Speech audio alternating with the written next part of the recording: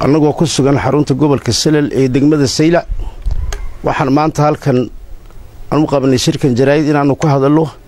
guud ahaan doorashadii ka dhacday dalka iyo sida uga dhacday labada degmo ee Sayla iyo Lughaye iyo gobolka Awdalba iyo guud ahaan dalkaba marka u horeysa waxa mahad leh Ilaahay noo suurta galiyay inay doorashadaasi noo qabsoonto si nabadgelyo ana uga dhacday dalka guud ahaan iyo degmooyinkaba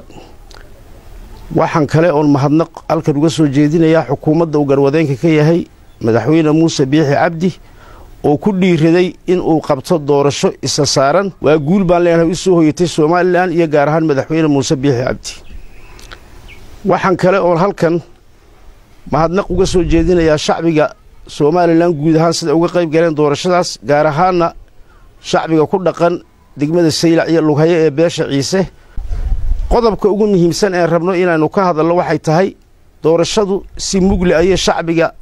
ku dhaqan degmooyinka Sayla iyo Lughaye uga soo baxeen ee beesha ciise nasiib darrase waxa jira in Soomaaliland iyadoo ay ku salaysan tahay qabaa'il isla markaana ay saamiga beeluhu ay kala leeyihiin ku qaybsan yahay heshiiskii maxaan ku ilaahdaa heshiiskii lagu aasaasay Soomaaliland shirkii burco iyo kii booramaba halkan natiijada la sheegayo ee ka soo baxday golaha baarlamaanka wax ka muuqda oo codkii ciisihi ma jiro halka uu codkiisii marayna waa la weydiin doonaa waxaanu raadinaynaa halka uu maray codkii beesha ciise waxa hubaal ah in ugu yaraan ay 4 xildhibaan ka soo baxayso codka lagu codeeyay labada degmada Sayla iyo Lughaye nasiib darro markay gaadhay codkaasi gobolkii xaruntii gobolka ee Boorama codka lama hayo natiijo waxa la sheegayaa hal xildhibaan oo isaguba jajab ku soo baxay baa leeyahay oo xisbiga cod ka soo baxay war waxaasi waa bahdilaad waxaasi wax beesha ciise u cuntamaysa ma ah horaan uga cudur daaranay waxaas gobolka iyo dhibaatadiisa waayo waa gobol laba beelood isa saaran yihiin beel kalihiina ay leedahay amarkii gobolka meeshan codkii ciise hadda waxa uu noqday kalluun ay bisadi ku sugaysa Boorama dee bisadiya kalluuna meel may wada joogsadaan codkii ciise halka uu maray tusaale ahaan musharaxiintii ka soo jeeday golaha wakiilada ee beesha ciise waxaanu ka haynaa warbixin hordhac ah khaladaad badan oo anagu noo muuqday way jiraan laakiinse waxaanu ka raacnay sidii ay doorashadu u qabsoomi lahayd hadday tahay komishanka gobolka oo la qaybtamo hadday tahay maxaan ku ilaahdaa beel waliba meesheedii wax ku tirsanaysa maxaa beesha ciise wixiga meel kala geeyay ma nin waxaagii doonaya waxaaga loo geeyaa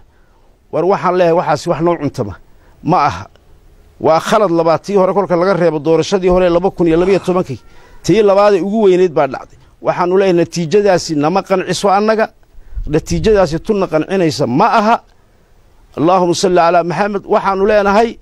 komishankii iyo gudoomiyaashii xisbiga ee gobolka Awdalba waa dhinac kaliya waa reer kaliya halka waxa nooga cad in codkaasi la bililiqaystay natiijadii waxaanu haynay maalintay doorashadu dhacday maalintii ku xigtay intii 5 cisho codadka meelaha lagu haystay nin reer Boorama ah oo 1300 oo cod ka badan inuu la jirin kuwa iyaguna 1700 iyo 2000 bay socdeen waxa dhacday kolkii 5 habeen meesha lagu huursaday wixii waxaan u malaynaynaa codkii 1300 ahaa waxaan imika lagu sheeganay 3 iyo 3200 waxa la sugayay codka ciise imana intii baa lagu biirsado waa la baahay intii ayaa waxa si cajiiba waxa jira rag beesha ka soo jeedo ku jira xukuumadda gaar ahaan xisbiga kulmiye anaguba ka mid nahay kulmiye ha guuleysto kulmiye guushiisii aawi bal kuwa mucaaradka alla garay war meeshaasi hadday tahay saddexdii xisbil qaran ee tartanku ka dhaxeeyay markii gobolka Awdal la joogay codkii ciise la arkay waxa hadeed lagu saddexda xisbi qaranba waxay heshiis ku noqdeen iyo komishankii gobolkuba sidii ciise codkiisa loo boobi lahaa waana meesha kaliya saddexda xisbi ku heshiiyeen waxaan leenahay waxaas wax beesha ciise u cuntanta ma aha ciisahana waxaan leenahay waa inaad go'aan ka gaadhaa horta shaqada gobolkan oo dhib badan ugu haysa shaqada gobolka oo dhib badan ugu haysa iyo meesha boobka ka socda iyo wixii aad go'aan laga gaarayo codka ciise ee ka maqnaaday beelihii Soomaaliland maanta kuma jira ciise baarlamaanki waana 5 tiir ay Soomaaliland ku dhisan tahay tiir kamid ah arrinta baarlamanka gobolada baarlamanka guud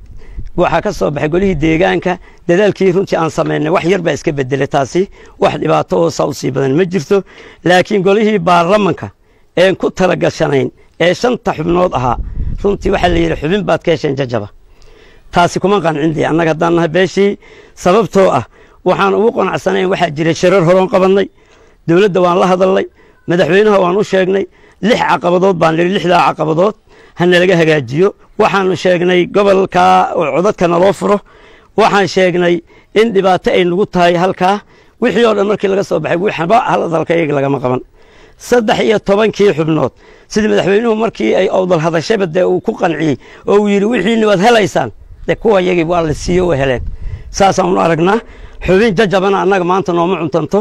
madaxweyne ama jamhuuriyadda Soomaaliya waxaan leenahay arrintaasi madaxweyne nooma cuntanto waxa la qaatana ma aha xabad in la iska daaya dhaanta oo way ka maqayeen sidii horeba loo oran jiray marka taasina waxa sababa caqabadaha naga hor yimid mar horena aan sheegnay mar labaad aan sheegnay degmo walba iyo tuulo walba beeshu ay degan tahay in laga sheegay wax laga soo qaadayna in jirin oo madaxweynuhu yiri waan hirgelin doonaa waan qaban doonaa tiina ma noqon dhibaatada maanta timidna tiibay sal ku leedahay ama raad ku leedahay baan leenahay marka waxaan leenahay madaxweyne hawshaasi dib ha loo fiirsado dib ha loo eego saway anigu yar murtiyo ma ku daraya waxa saway hadalkaasi oo soo noqday hawsha waa la galay in badan baa laga hadlay way soo noqotay waxa weey hawsha mudana madaxweyne waa inaad wax ka qabatid beeldan oo la leeyahay saamigoogi nin quraad ka heshin oo coddan oo halka naga tagin aan waxba bakayn mudana madaxweyne horta hawsha inaad hoos u eegtid baan doonaynaa hawsha anoo soo gabagabeynay arrimahaas aan waxaan u malaynayaa in mala kala yihiin baan u malaynayaa